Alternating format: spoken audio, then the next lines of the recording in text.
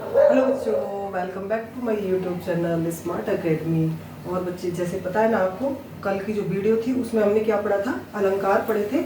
आज थोड़ा सा उसका क्विक रिवीजन करेंगे, ठीक है। जो हमने कल पढ़ा था उसका थोड़ा सा रिवीजन करेंगे और रिवीजन करने के बाद फिर हम अपने अगले स्टेप पर चलेंगे। तो देखो, सबसे पहले हमने क्या बताया था आपको, अलंकार। अलंकार का अर्थ क्या होता है, आभूषण, ठीक है, गहने, ठीक है। उसके बाद हमने आपको अलंकार के भेद बताए थे। अलंकार के दो भेद होते हैं, एक शब्दालंकार और एक अर्थालंकार, ठीक है। तो कल हमने आपको बताए थे शब्दालंकार के भेद समझाए थे। आज मैं थोड़ा सा बस 5 मिनट आपका रिवीजन कराऊंगी, उसके बाद फिर हम आगे चलते हैं। तो शब्दालंकार के कितने भेद थे, 3 भेद थे, अनुप्रास अलंकार, यमक अलंकार और श्लेष अलंकार। एक बार देखोगे पहचान, अनुप्रास की पहचान कैसे करनी है कि व्यंजन की बार बार आवृत्ति, ठीक है। स्वरों की भिन्नता हो सकती है लेकिन व्यंजन की बार बार आवृत्ति होगी। आवृत्ति का मतलब क्या है कि 1 से 2 बार आना या 3 बार आना या 12 बार आना, ठीक है ना। किसी व्यंजन की क्या हो रही है, आवृत्ति हो रही है। जैसे कि कोई एग्जाम्पल लेना, रघुपति राघव राजा राम पति तपावन सीताराम, तो किसकी आवृत्ति थी, र की आवृत्ति थी। बस थोड़ा थोड़ा समझते चलोगे। उसके बाद था यमक अलंकार। यमक अलंकार में हमने क्या समझा था कि इसमें शब्दों की आवृत्ति है, शब्द की आवृत्ति होगी लेकिन हर शब्द का अर्थ अलग होगा, ठीक है। उसके बाद क्या पढ़ा था, श्लेष अलंकार। श्लेष अलंकार में क्या था कि श्लेष अलंकार में एक शब्द होगा, उस शब्द के 1 से ज्यादा अर्थ होंगे, ठीक है, वो होगा हमारा श्लेष अलंकार। और आज का जो हमारा टॉपिक है, अब अलंकार का जो दूसरा भेद था, अर्थालंकार। आज हम अर्थ अलंकार के जितने भी 5 भेद हैं उनको हम अच्छे से डिफाइन करेंगे, ठीक है। उपमा अलंकार, रूपक, उत्प्रेक्षा, मानवीयकरण, अतिशयोक्ति अलंकार, ठीक है। ये 5 टाइप को आज हम अच्छे से अभी डिफाइन करेंगे और पहले वाले का मैंने आपको थोड़ा सा रिवीजन करवा दिया, ओके। अब देखते हैं अर्थालंकार। अर्थालंकार का सबसे पहला कौन सा है, हमारा उपमा अलंकार, ठीक है। जैसे इंग्लिश में हम जब अलंकार पढ़ते हैं, ठीक है, पोएटिक डिवाइस पढ़ते हैं, तो उसमें हमारा सिमिली होता है, ठीक है। सिमिली को हम हिंदी में क्या बोलते हैं, उपमा अलंकार, ठीक है ना। तो आप इंग्लिश से रिलेट कर भी सकते हो क्योंकि उसमें भी वही चीजें हैं जो हिंदी में है। तो सिमिली जो होता है हमारा पोएटिक डिवाइस, उसको आप कैसे पहचानते हो, एज और लाइक, ठीक है। जहां किसी फेमस वस्तु की किसी दूसरी फेमस वस्तु से तुलना की जाए, यानी कंपैरिजन किया जा रहा है। किसी एक बच्चे से दूसरे बच्चे की तुलना कर दो कि यह इस बच्चे के बाल उसके जैसे हैं, ठीक है ना। या सीता का मुख चंद्रमा के समान है, तो इसमें कुछ ऐसा समझने को नहीं है, किसी दूसरे से किसी की तुलना कर देना, ठीक है। किसी से कंपैरिजन हो रहा है यहाँ पर कि जहाँ किसी प्रसिद्ध वस्तु की अन्य किसी प्रसिद्ध वस्तु से तुलना की जाए तो वहाँ कौन सा अलंकार होगा, वहाँ उपमा अलंकार होगा। और क्या होगा आपका, सिमिली इंग्लिश में, जिसकी हम पहचान कैसे करते हैं, एज और लाइक, उसके जैसा। जैसे अभी आप ये देख रहे हो कि चंद्रमा, सीता का मुख चंद्रमा के समान है, के समान है, ठीक है। और उसके बाद क्या पहचानोगे, सा सी से, उसके जैसा, ठीक है। तो दूसरा देखो, तब तो बहता समय सिलासा जम जाएगा। इसमें सीता के जो मुख की तुलना किससे की गई थी, चंद्रमा से, ठीक है। दूसरे में देखते हो, तब तो बहता समय सिलासा जम जाएगा। समय की तुलना किससे की है, सिला, सिला से, पत्थर, ठीक है। तो ये चीज समझने में कोई मुश्किल नहीं है, किसी दूसरे से हम तुलना कर देते हैं। हम कहते हैं ना नॉर्मली कि आप मेरी उससे तुलना मत करो, कंपैरिजन मत करो मेरा, ठीक है। तो यहाँ उपमा अलंकार में क्या होता है, एक दूसरे से तुलना हो रही है और सा सी से का की के जो शब्द होंगे हिंदी में वो इसकी पहचान बन जाएगा, ठीक है ना। आगे देखो, उपमा अलंकार समझ आया, कंपैरिजन होता है। अब देखो रूपक अलंकार। रूपक अलंकार में भी तुलना की जा रही है लेकिन अत्यधिक समानता दिखाने के लिए। यहाँ पर कंपैरिजन उपमा में सिंपल था और यहाँ पर जो कंपैरिजन हो रहा है उसमें अत्यधिक समानता दिखाई जा रही है। किसी प्रसिद्ध व्यक्ति, वस्तु के या व्यक्ति के गुण या रूप की अत्यधिक समानता दर्शाने के लिए उपमेय को उपमान पर आरोपित कर दिया जाता है। वहां कौन सा अलंकार होता है, वहां रूपक अलंकार होता है, ठीक है। अब इसमें डेफिनेशन एक बार समझ लो आप अच्छे से, क्योंकि डेफिनेशन प्रॉपर याद होनी चाहिए कि जहां किसी प्रसिद्ध वस्तु के रूप और गुण की अत्यंत समानता दर्शाने के लिए उपमेय को उपमान पर आरोपित कर दिया जाता है। एग्जाम्पल देखो, मैया मैं तो चंद्र खिलौना ले हूं। मैया मैं तो चंद्र खिलौना ले हूं। चंद्र क्या है? उपमेय, और खिलौना क्या है? उपमान। तो खिलौना को चंद्र से, चंद्रमा से, ठीक है, तो क्या किया है? उपमेय को उपमान पर आरोपित किया गया है कि मैया मैं तो चंद्र खिलौना ले हूं। जो खिलौना है, जो चंद्रमा है, मुझे वही चाहिए। ये उपमान है और उपमेय पर आरोपित कर दिया गया है कि उस चंद्रमा को खिलौना माना गया है, ठीक है ना। तो अत्यधिक समानता दर्शाई गई है। आगे देखो, पायो जी मैंने राम रतन धन पायो। राम रतन, ठीक है, उपमेय और उपमान दो चीज हो गई। तो दोनों में अत्यधिक समानता दर्शाने के लिए क्या हुआ है यहाँ पे?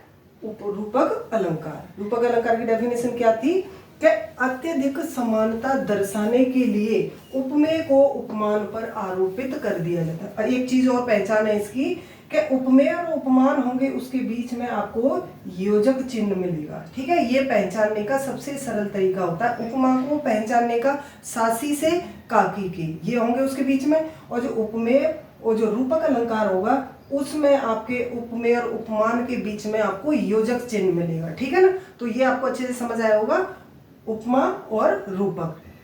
नेक्स्ट देखोगे उत्प्रेक्षा अलंकार, ठीक है। अभी आपने दो देखे, अभी उत्प्रेक्षा अलंकार की पहले डेफिनेशन समझो, फिर उसके बाद मैं एग्जांपल से समझाती हूँ। जहां रूप गुण आदि की समानता उपमेय में उपमान की संभावना व्यक्त की जाए। अभी हम क्या पढ़ रहे थे कि उसमें अत्यधिक समानता थी, कौन से वाले में? रूपक में। अब यहाँ पर क्या दिखा रहा है कि आपको समानता में उपमेय और उपमान की संभावना व्यक्त की जा रही है। संभावना व्यक्त की जाएगी तो कौन से वाचक चिन्ह आएंगे आपके? जनु जानो, जनहु, मनु मानो, मनो। ये शब्द आपके एग्जाम्पल में आपको मिलेंगे। जन जानो, जनहु, मन मानो, मनो, ज्यों त्यों, ठीक है। ये वाले शब्द अगर आपके एग्जाम्पल में होंगे तो आप इस वाले अलंकार को बहुत इजी से पहचान, क्योंकि इसमें क्या है? इसमें रूप और गुण की संभावना व्यक्त है। उपमा में क्या था? सिंपल कंपैरिजन था। रूपक में क्या था? आपकी अत्यधिक समानता थी। उत्प्रेक्षा में क्या है? समानता की संभावना व्यक्त की जा रही है, ठीक है। तो इतना सिंपल समझ आ रहा है। अब ये देखो वाचक चिन्ह मैंने लिखे हुए हैं, जन जानो, जनहु, मन मानो, मनहु। ये तो दिमाग में बिठा लो। उत्प्रेक्षा अलंकार, अगर इनमें से आपका कोई भी शब्द एग्जाम्पल में आ रहा है कि आपको अलंकार पहचानना है, अगर इनमें से, और एक और लिखोगे ज्यों त्यों, ठीक है, ये अगर वर्ड आपके बीच में एग्जाम्पल में है तो आपका कौन सा अलंकार होगा? उत्प्रेक्षा अलंकार। अब एग्जाम्पल देखिए, उस काल मारे क्रोध के तन कांपने उनका लगा, मानो हवा के जोर से सोता हुआ सागर जगा। अब मैंने जो एग्जाम्पल बोला तुमने क्या समझ आया? इसमें जन जानो, जनो, मन मानो, मनो कहाँ आया शब्द? मैंने आपको ब्लैक बोर्ड नहीं दिखा रही, बस मैं बोल के दिखा रही हूँ आपको। उस काल मारे क्रोध के तन कांपने उनका लगा, मानो हवा के जोर से सोता हुआ सागर जगा। मानो आ गया ना, ठीक है। कौन सा आया था? मानो हवा के जोर से सोता हुआ सागर जगा। कहती हुई यो उत्तरा के नेत्र जल से भर गए, मानो हिम के कण पानी की तरह वो बह गई, ठीक है। वो थोड़ा सा एग्जाम्पल मेरे को आया है, इसमें दोबारा मैं बताती हूँ आपको। कहती हुई यो उत्तरा के नेत्र जल से मन गए, हिम के कणों से पूर्ण मानो हो गए पंकज नहीं। वो थोड़ा मेरे को पीछे वाली लाइन गड़बड़ थी, ठीक है। तो इसमें भी क्या आया? मानो हो गए पंकज नहीं, ठीक है ना। तो इसमें जहां आपको ये शब्द दिखेंगे वहां आपका उत्प्रेक्षा अलंकार होगा, ठीक है ना। तो उत्प्रेक्षा अलंकार सबसे इजी है आपके वाचक चिन्ह के थ्रू। उपमा में वाचक चिन्ह क्या था? सा, सी और से। रूपक में आपका क्या था? अत्यधिक समानता दर्शानी थी, ठीक है। अत्यधिक समानता दर्शाने के लिए आपका बीच में योजक चिन्ह था, ठीक है। क्या था? योजक चिन्ह था। और इसमें आपका वाचक चिन्ह क्या था कि आपके जन जानो, जनो, मन मानो, मनो, ठीक है। तो तीनों आपके क्लियर हुए। अब चलते हैं हम चौथे पर, मानवीयकरण अलंकार। नेक्स्ट वन देखोगे मानवीयकरण अलंकार। कौन सा अलंकार है अभी हमारा अगला? मानवीयकरण अलंकार, पर्सोनिफिकेशन। ठीक है, इंग्लिश में क्या बोलते हैं इसको? Personification, poetic device. ठीक है, अब इसकी पहचान क्या है कि जब आपका मानवीयकरण अलंकार है, इसमें क्या है बेटा? नॉन लिविंग थिंग, ठीक है, जो निर्जीव चीज है उसको आप कैसे दिखा रहे हो? जैसे ये सजीव है। ठीक है, इतना समझ आ रहा है आपको? जो पहले तो प्रॉपर डेफिनेशन देखा करो, उसके बाद आप अपने शब्दों में समझोगे कि जहां जड़ प्रकृति पर मानवीय भावनाओं तथा क्रियाओं का आरोप हो। ठीक है, जड़, जड़ मतलब जड़ प्रकृति मतलब जो निर्जीव चीजें हैं, जड़ प्रकृति। तो अब सिंपल लैंग्वेज में कैसे जानेंगे कि जो निर्जीव चीज है उसको हम कैसे दिखा रहे हैं? जैसे ये सजीव है। ठीक है, तो उस तरह से हमें कौन सा अलंकार आ जाता है? वहां पे मानवीयकरण अलंकार आ जाएगा। एग्जाम्पल से देखोगे कि यह लो लतिका भी भर लाई, मधुमुकुल नवल रस गगरी। यह लो लतिका भी भर लाई, लतिका मतलब जो लताएं होती हैं। यह लो लतिका भी भर लाई, मधुमुकुल नवल रस गगरी। लतिका कौन है? नॉन लिविंग थिंग है, लताएं हैं। उसको ऐसे दर्शाया गया है जैसे लतिका रस गगरी भर के या पानी भर के लेके आ रही है। तो आपको क्या महसूस हो रहा है कि ऐसे उसको दर्शाया जैसे कोई युवती है। ठीक है, लेकिन वो वास्तव में है क्या है? वो लतिका है। तो लतिका कहीं पानी भर के ला सकती है? नहीं। तो नॉन लिविंग थिंग को लिविंग थिंग की तरह दिखाया जाना, वही हमारा कौन सा पोएटिक डिवाइस है? पर्सोनिफिकेशन, जिसको हम कहते हैं कौन सा?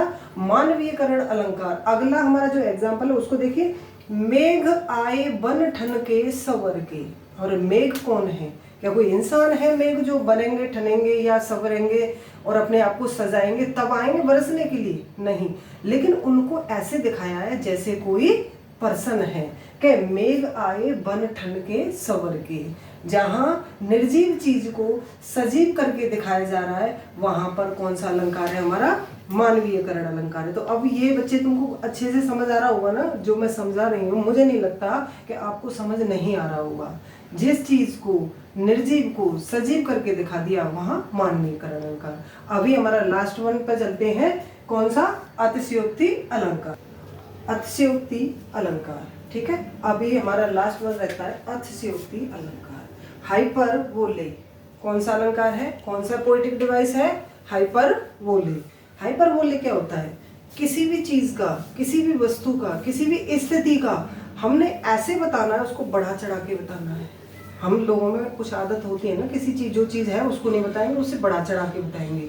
तो अगर किसी चीज को, किसी वस्तु को, किसी व्यक्ति के बारे में, किसी स्थान के बारे में अगर हमने बढ़ा चढ़ा के बताना है, बहुत लंबा चौड़ा फैला के बताना है, तो वहाँ कौन सा अलंकार हो जाता है? हमारा अतिशयोक्ति अलंकार। ठीक है, किसी चीज को बढ़ा चढ़ा के बोलना। जैसे एग्जाम्पल देखोगे कि जब सीता जी के लिए जब हनुमान जी वहाँ पर जाते हैं लंका में, तो लंका में आग लगा देते हैं। आग मतलब जब उनकी पूंछ में आग लगती है तब लंका जलती है। लेकिन एग्जाम्पल क्या दिया था कि हनुमान की पूंछ में और लगन न पाई आग, और लंका सारी जल गई और गए निशाचर भाग। इसमें तुमको कहाँ अतिशयोक्ति लगी कि हनुमान की पूंछ में लगन न पाई आग? ये इनका कहने का मतलब क्या था कि पूंछ में आग नहीं लगी थी, उससे पहले ही लंका जल गई। ठीक है, तो ये यहाँ पे क्या दिख रहा था आपको? अतिशयोक्ति अलंकार। क्योंकि जब आग लगेगी तभी तो जलेगी, कि बिना आग लगे ही जल जाएगा। तो यहाँ पर कौन सा अलंकार था? अतिशयोक्ति अलंकार। अतिशयोक्ति अलंकार सबसे ज्यादा इजी है, सबसे ज्यादा सिंपल है, ऐसे ही समझ में आ जाता है। किसी भी चीज को, किसी भी बात को बढ़ा चढ़ा के बोल देना। ठीक है ना, तो ये आपको समझ आएगा। एक एग्जाम्पल और देखोगे आप, ये कि देख लो साकेत नगरी है यही स्वर्ग में मिलने गगन से जा रही। ठीक है, तो किसी चीज को आप स्वर्ग में मिलने गगन से जा रही, तो ये क्या है? अतिशयोक्ति है। किसी चीज को बढ़ा चढ़ा के बोल दिया गया है। तो आपको मैंने आज अर्था अलंकार के सारे भेद एक एक करके डिफाइन किए हैं और अच्छी तरह से समझाया है। और मुझे नहीं लगता कि इस वीडियो को देखने के बाद आपको अलंकार पहचानने में, अगर आपके सामने कोई एग्जाम्पल आता है तो आप उसको पहचानने में आपको प्रॉब्लम, अगर आपने बहुत अच्छे से देखी है और समझी है। ठीक है ना, तो पहले मैंने आपको शब्दालंकार के भेद बहुत अच्छे से समझाए थे 3, ये 5 मैंने आपको अर्थालंकार के भेद समझा दिए।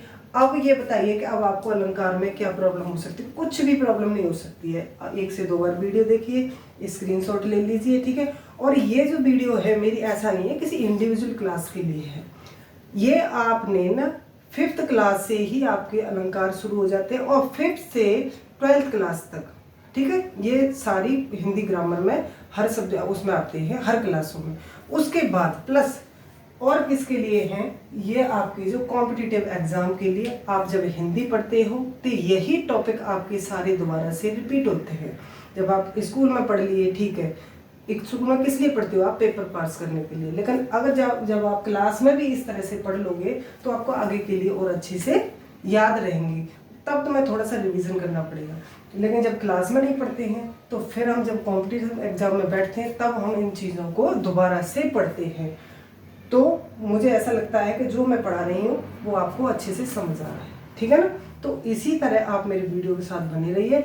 और हिंदी की जो पूरी ग्रामर है उसके मैंने 1-2 टॉपिक रहते हैं, बाकी मैंने सारी ग्रामर करा दिया। इसके बाद मैं अदर सब्जेक्ट स्टार्ट करने वाली, जैसे कॉम्पिटिटिव एग्जाम के लिए जितने भी आपका जीएस में हिस्ट्री, ज्योग्राफी, पॉलिटी, इकोनॉमिक्स, ठीक है, ये सारी क्लासें मिलेंगी आपको। इसीलिए आप चैनल के साथ जुड़िए और वीडियो को आप लाइक किए, शेयर कीजिए, ठीक है ना। Thank you, have a nice day.